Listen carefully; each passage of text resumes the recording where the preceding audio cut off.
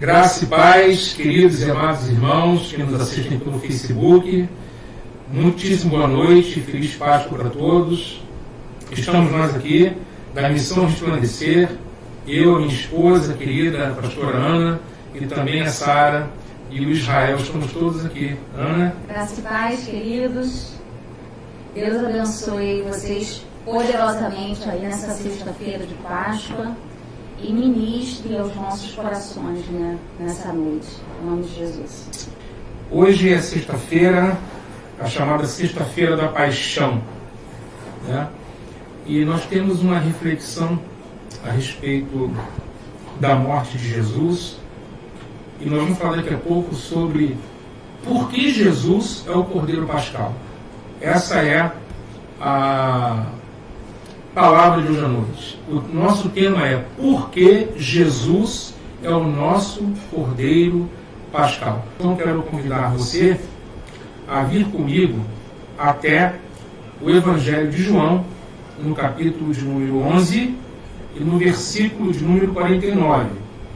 Evangelho de João, no versículo de número 11 e no versículo de número 49, diz assim: Caifás, porém, um dentre eles, sumo sacerdote naquele ano, advertia-os dizendo: Vós nada sabeis, nem considerais, que vos convém que morra um só homem pelo povo, e que não venha a perecer toda a nação. Ora, ele não disse isto de si mesmo, mas sendo sumo sacerdote naquele ano, profetizou que Jesus estava para morrer pela nação, e não somente pela nação, mas também para reunir em um só corpo os filhos de Deus que andam dispersos. Veja, esse texto, ele traz a palavra do sumo sacerdote de Israel naquela época, e o contexto desse texto se dá no momento em que Jesus terminara de ressuscitar Lázaro, e naquele momento em que o poder de Jesus foi manifestado, levantando dentre os mortos um homem que já havia já estava morto já há 3 dias, já estava completamente em estado de putrefação, já estava com 3 dias de morto. A palavra do Senhor diz que muitos passaram a crer em Jesus.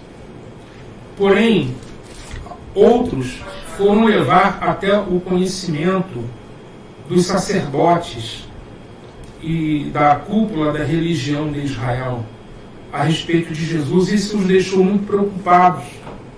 E é nesse contexto que Caifás, um deles, ou seja, um dos homens do Sinédrio, que é o Supremo Tribunal, é como se fosse o Supremo Tribunal Federal de Israel, é a mais alta instância de decisões de Israel no que tange a vida religiosa do povo. E é também as questões civis dentro do âmbito religioso que os romanos concediam a Israel, que é dentro da autonomia que Roma lhes concedia.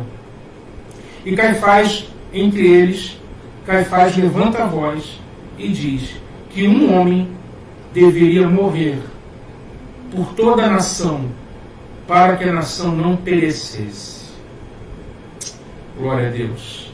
E o texto diz que ele não sabia, na verdade, ele não dizia isso de si mesmo, ele não falava isso de si, mas o Espírito o levou a profetizar que Jesus haveria de morrer, não somente por toda a nação de Israel, mas também para reunir em um só corpo todos os filhos de Deus que andam dispersos. E isso inclui a todos os que viriam a crer nele, quer judeus ou não, reunindo num único corpo que chamamos de igreja, todos os filhos de Deus, onde um morre por todos. Eu quis começar com esse texto para que a gente entendesse o seguinte: Jesus veio a esse mundo com uma missão. E a missão de Jesus foi a missão de dar a sua vida em resgate por muitos. Hoje nós vamos entender um pouco mais por que Jesus é o Cordeiro Pascal.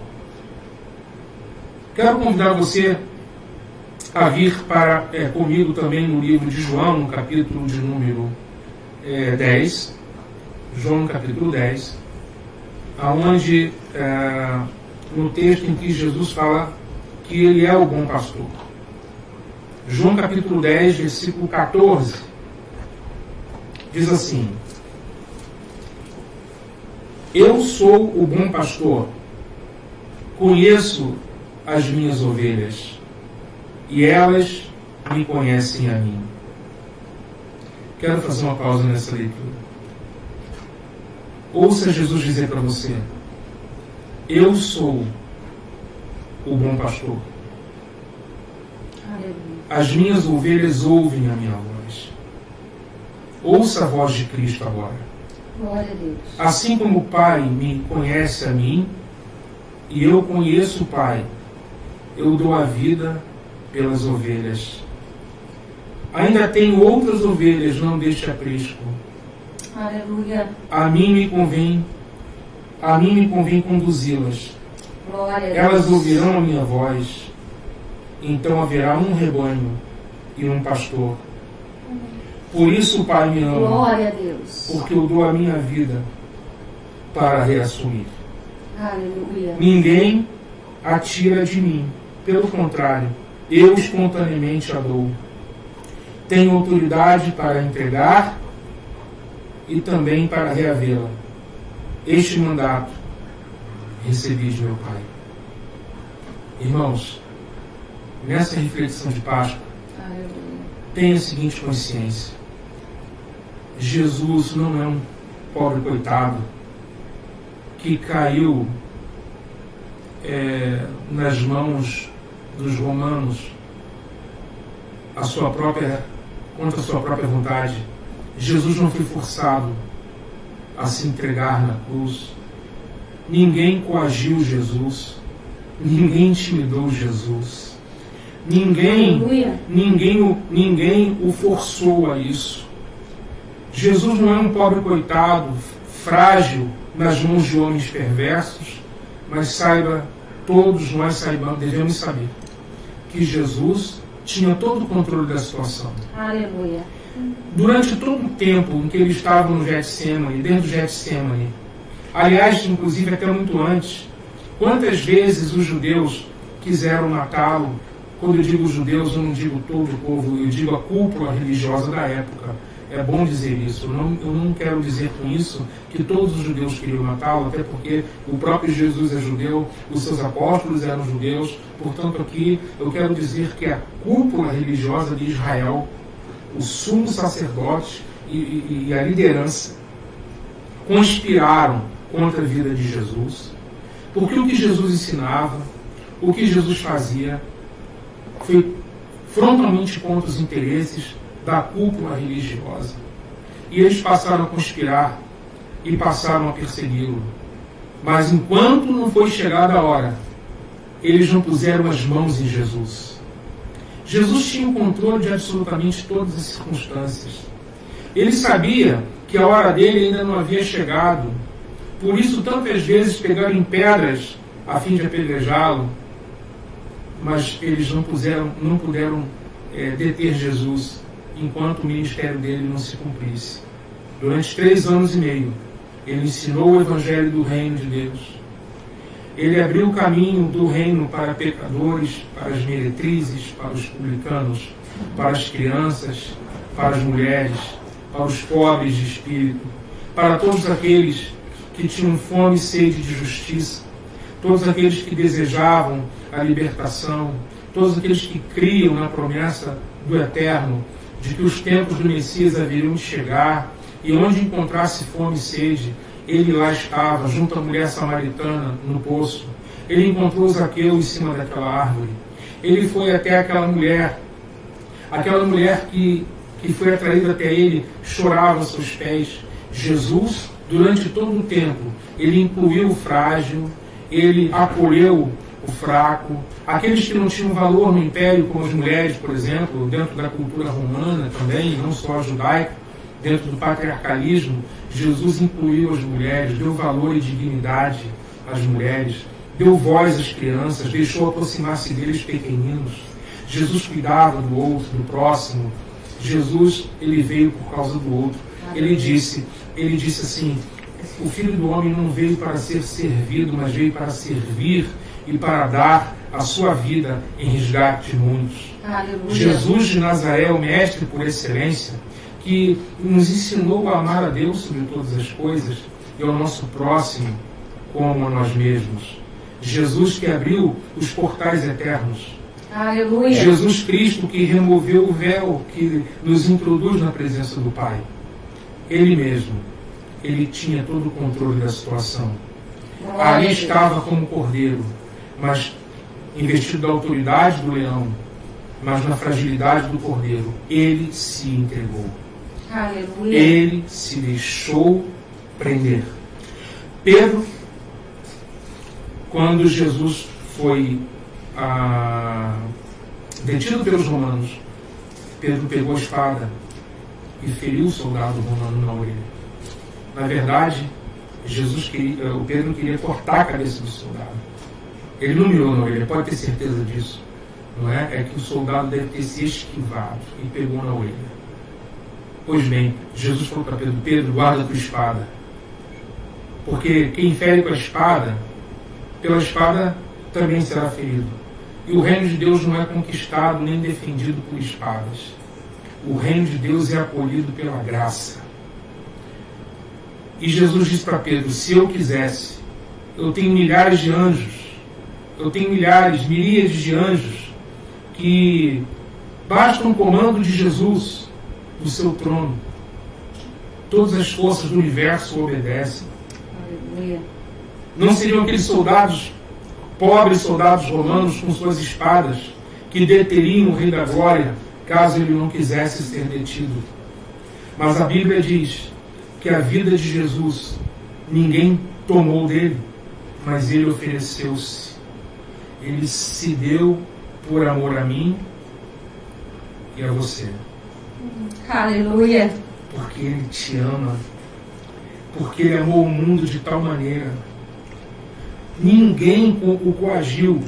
Ele, movido por amor entranhável, nas entranhas, aleluia, nas entranhas de Deus. Sabe, irmãos, as entranhas representavam na Bíblia aquilo que é de mais interior, dentro do ser, as entranhas, né?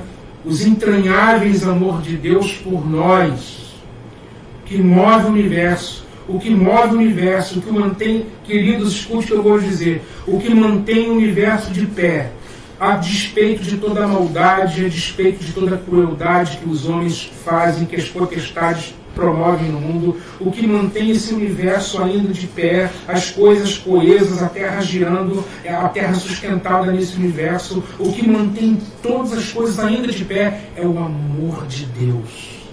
Aleluia. As misericórdias entranháveis e eternas, a ti, Senhor. As misericórdias infindas de Deus. Amor.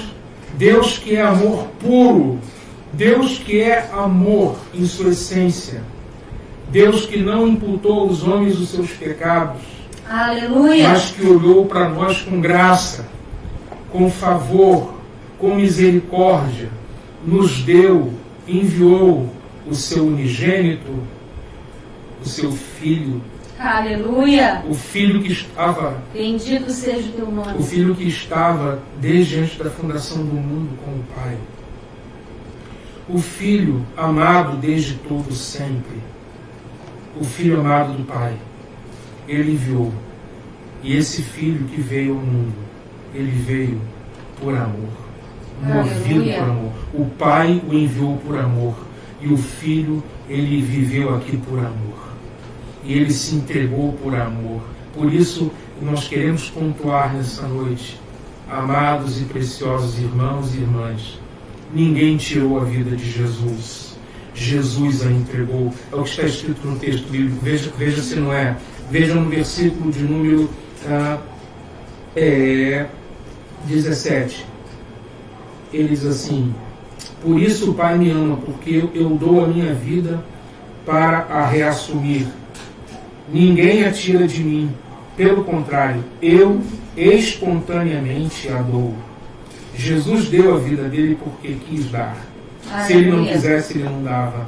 Mas ele foi movido por amor a todos nós.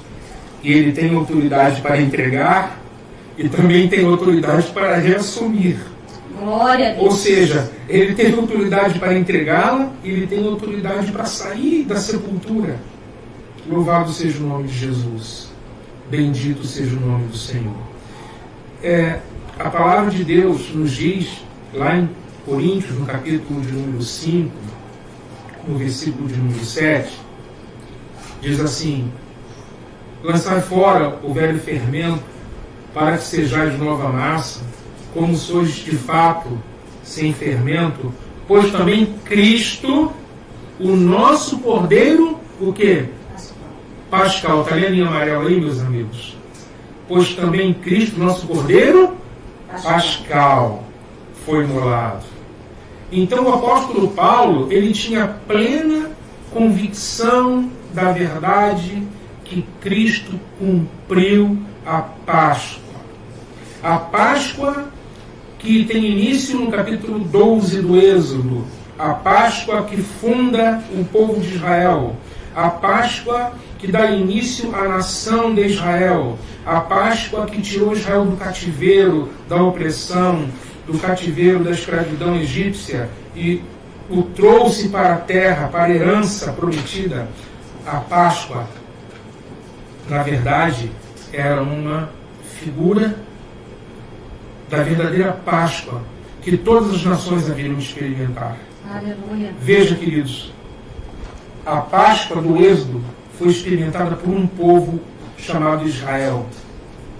Eu não estava lá no Egito, no tempo que Israel estava, nem você, porque nós somos chamados de gentios, nós não somos judeus, e nem vivemos naquela época.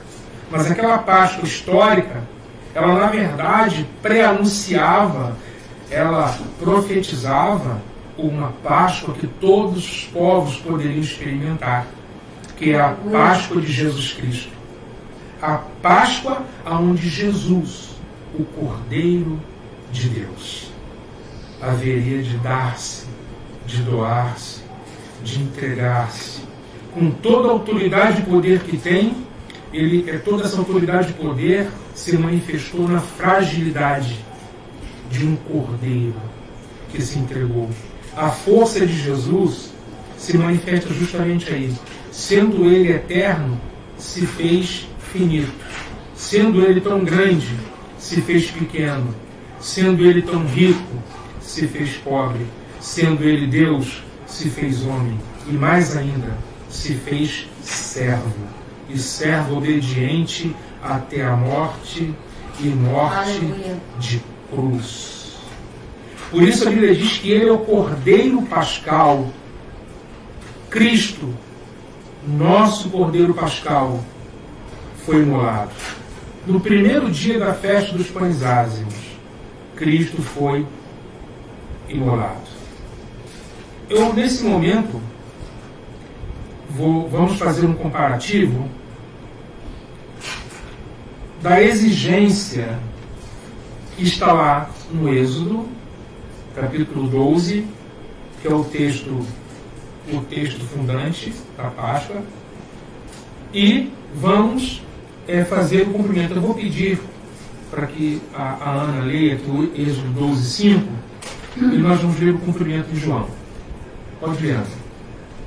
O cordeiro será sem defeito, macho de um ano. Podereis tomar um cordeiro ou um cabrito. Então, Ana, o cordeiro deverá ser como? Sem defeito algum. Sem defeito algum. Então, cabe aqui uma palavra de explicação. O cordeiro, ele deveria ser separado, de acordo com o texto do Êxodo, no dia 10 do mês de Aviv, que é o mês da primavera. Deus estava realmente para conceder uma primavera, a primavera da liberdade para Israel.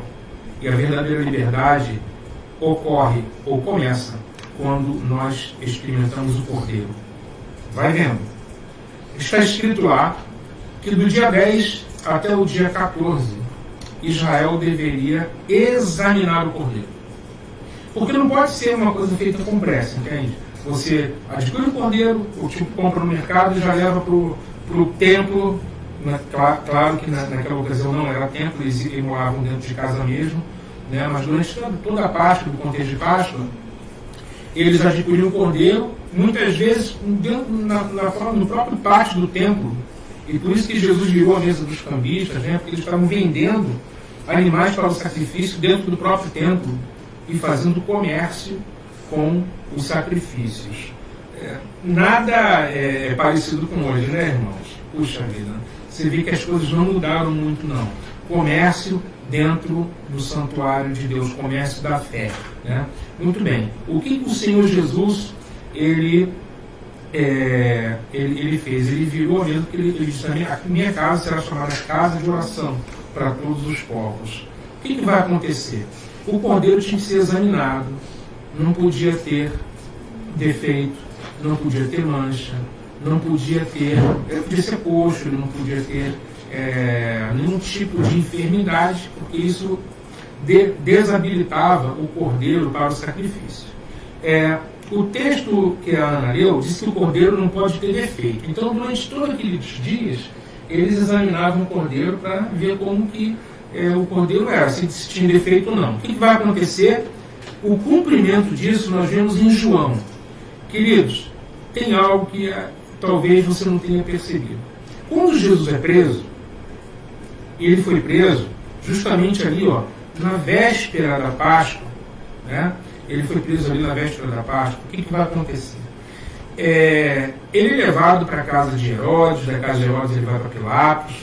Você sabe que o texto bíblico diz que vai para a casa de Herodes, da casa de Herodes para Pilatos. Quando ele chega na casa de Pilatos, acontece algo muito interessante. Em João capítulo 19, no versículo 5 e 6, Pilatos pela terceira vez vai dar um veredito a respeito de Jesus de Nazaré. Está escrito assim, vou pedir para a Ana ler, que ela tem uma voz tão bonita. João 19, 5 e 6. João 19, 5 e 6. Saiu, pois, Jesus, trazendo a coroa de espinhos e o manto de púrpura. Disse-lhes Pilato: eis o homem. Ao verem-no, os principais sacerdotes e seus guardas gritavam: crucificam, crucificam. Disse-lhes Pilatos: tomai-o vós, outros, e crucificai-o, porque eu não acho nele crime algum. Olha, queridos, eu não vejo nele crime algum. Quantas vezes Pilatos disse isso, você sabe?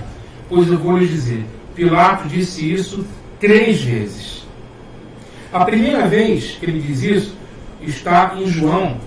Pode anotar isso, se você está com papel e caneta, né? Estou passando aqui o mouse aqui em cima. João 18, 38. Pela primeira vez, Jesus diz assim: não vejo nele crime algum. Em João 19, 4, Pilatos repete: não vejo nele crime algum. E pela terceira vez, em João 19, versículos 5 e 6, Pilatos mais uma vez vai dizer que não vê crime algum em Jesus. Ele diz assim: eis o homem, tomai-o vós. A palavra eis o homem. Aí os judeus, os sacerdotes dizem assim: crucificam, crucificam. Disse-lhes Pilatos: tomai-o vós, outros, e crucificai, porque eu não vejo nele crime algum. Pode parecer passar despercebido, mas na realidade Pilatos estava dando um veredito a respeito do cordeiro. O texto do Êxodo diz que o cordeiro não podia ter mácula, defeito, não poderia ter nada de que pudesse ser acusado de nenhuma mácula. O cordeiro tinha que ser sem defeito. Pois bem, Pilatos, ele cumpriu o papel do sacerdote que analisa o cordeiro e diz: não tem defeito algum. Em outras palavras, está pronto para o sacrifício. Ele serve para o sacrifício da Páscoa. Não é impressionante isso? Jesus é o cordeiro da Páscoa. Ele é o cordeiro pascal. Ele é o cordeiro pascal porque ele cumpre as exigências. Veja só, por exemplo, o que está lá em 1 de Pedro, no capítulo de número 1, versículo 18, e no versículo de número 19. Concordar um pouquinho? Isso, pode ler. Sabendo que não foi mediante coisas corruptíveis, como prata, ouro, que fostes resgatados do vosso fútil procedimento que vossos pais vos levaram, mas pelo precioso sangue, como de um cordeiro sem defeito e sem mácula, o sangue de Cristo. Muito bem. Nós não fomos comprados, nós não fomos resgatados com ouro ou com prata. Qual foi o preço pago pela nossa salvação? Não foi com moeda, não foi com dinheiro, não foi com patrimônio aqui desse mundo. Cristo nos comprou, Deus nos resgatou com o precioso sangue de Cristo. Por que Cristo morreu? Porque, vejam só, meus irmãos, atentem bem, Deus iria trazer um juízo sobre os primogênitos dos egípcios. Em cada lar, o primeiro filho seria ferido. Entre os animais, a primeira cria seria ferida. Deus iria ferir os primogênitos, tanto dos homens como dos animais. Então, o que acontece? Para que o primogênito fosse poupado, um outro primogênito tinha que ser oferecido. No nosso caso, o primogênito de Deus se chama Jesus Cristo. Aleluia. O primogênito de Deus foi dado em lugar dos primogênitos. E sabe quem são os primogênitos de Deus? O primogênito é Jesus. E nós somos a igreja dos primogênitos resgatados. Os primogênitos comprados por preço de sangue. Comprados pela obra propiciatória, expiatória, substitutiva de Jesus Cristo na cruz do Calvário. Que morreu para te perdoar, morreu para te salvar, para libertar cada um de nós e toda a criação, todo mundo, toda a natureza, todo o universo há de ser beneficiado com os benefícios redentores da cruz de Cristo. A cruz de Cristo tem efeitos não só na nossa vida, não só na nossa vida pessoal, individual, familiar, como nação, mas também tem efeitos em toda a terra e no cosmos. A Bíblia diz que Deus estava em Cristo, aleluia, reconciliando consigo todas as coisas, o mundo, os homens, não imputando aos homens as suas transgressões, mas entendendo que o castigo que nos traz a paz estava sobre ele e pelas suas pisaduras nós fomos sarados. Louvado seja o nome do Senhor. O texto diz, esse texto de Pilatos, né? Os soldados, assim, agora a gente vai ler outro texto, vou pedir para a Ana ler, Êxodo 12, 46, Leandro. O cordeiro há de ser comido numa só casa, da sua carne não levareis fora da casa, nem quebrareis osso algum. Veja só, queridos irmãos e irmãs, a Bíblia diz que nenhum osso do cordeiro poderia ser quebrado. Veja como Jesus cumpre o papel de cordeiro pascal. Nenhum dos seus ossos poderia ser quebrado. Porque na Páscoa, nenhum osso do cordeiro podia ser quebrado. Veja só, na ocasião em que Cristo já está crucificado entre dois ladrões. Você conhece muito bem essa parte da narrativa. Jesus está entre dois ladrões, um deles, inclusive, rogou ao Senhor que se lembrasse dele, e Jesus sempre vai atender. Jesus sempre estará com seus ouvidos abertos àquele que, mesmo moribundo, no momento derradeiro da vida, lá no último minuto, pediu a Jesus: Jesus, lembra-te de mim. Aleluia. Quando entrares no teu reino. Isso significa que há esperança para todos os homens. Aleluia. Até no momento final. No último suspiro daquele homem, ele clamou por misericórdia. E Jesus teve misericórdia dele, como tem de todos nós. Nenhum osso do cordeiro podia ser quebrado. Veja só, a Bíblia diz que os soldados romanos, eles foram quebrar os ossos dos crucificados, porque já estava chegando sábado, e era o dia da preparação da Páscoa, da feriado judaico. Não que os romanos se importassem com isso, mas pelo fato de que os judeus se importavam e queriam celebrar a Páscoa, o sábado. Então, para apressar a morte dos crucificados, diz o texto no versículo 32, vou pedir aqui a Ana para ler esse texto. Os soldados foram e quebraram as pernas ao primeiro e ao outro que com ele tinha sido crucificados. Chegando-se, porém, a Jesus, como vissem que já estava morto, não lhe quebraram as pernas. Glória a Deus, queridos. Aleluia. Jesus, na cruz, cumpriu mais essa exigência. Nenhum osso do cordeiro da Páscoa podia ser quebrado. E quando o soldado ia quebrar a perna de Jesus, eles mudaram de ideia, porque já viram que ele estava morto. E, portanto, não precisou quebrar a perna dele, para cumprir a profecia de que nenhum dos seus ossos fossem quebrados. Está em João 19, versículo 33, 31 a 33. É João 19, 31 a 33. Tá? Você está anotando aí. O texto diz que, inclusive até a introdução, né, a Ana, como a tela já estava no 32, ela não chegou a ler o 31. O 31 diz: então os judeus, para que no sábado não ficassem os corpos na cruz, visto, vou colocar aqui na tela para os irmãos, né? Versículo de número 31. Então os judeus, para que no sábado não ficassem os corpos na cruz, visto como era a preparação, pois era grande o dia daquele sábado, rogaram a Pilatos que se lhes quebrassem as pernas e fossem tirados.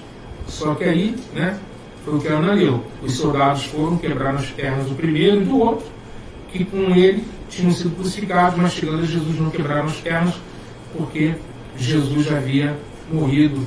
Ele disse tetelestai, em grego. Tetelestai, está consumado. E quando ele disse está consumado, queridos, a gente precisa entender esse momento da cruz. Diz a Bíblia que o sol escureceu. Diz a Bíblia que a terra tremeu. Inclusive alguns mortos saíram das suas sepulturas. Diz a Bíblia que o véu do templo se rasgou. Não foi um dia qualquer.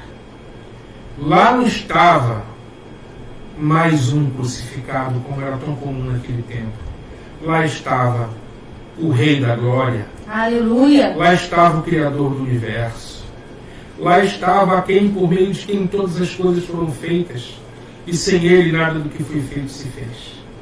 Lá estava o Alfa e o Ômega, o princípio e o fim. Lá estava aquele por quem o mundo existe, para quem todas as coisas foram feitas. Porque dele, e por ele, e para ele são todas as coisas. Lá estava aquele que deu fôlego de vida a todos dá, inclusive aqueles que o crucificaram. Mas ele se entregou por mim e por você. E a partir daquele momento, o véu do templo se rasgou de alto a baixo. Não foi obra de homens. Deus, no momento exato da morte do seu filho, ele disse, ele propôs, a partir deste momento, não há mais separação entre os homens e Deus. O caminho da eternidade está aberto. Os portais eternos se abriram. O caminho está estabelecido. Jesus Cristo nosso Cordeiro da Páscoa foi imolado e Deus recebeu esse sacrifício. Aleluia. Por amor a mim e por amor a você, o Senhor recebeu o sacrifício. Louvado seja o nome do Senhor. Se eu não me engano,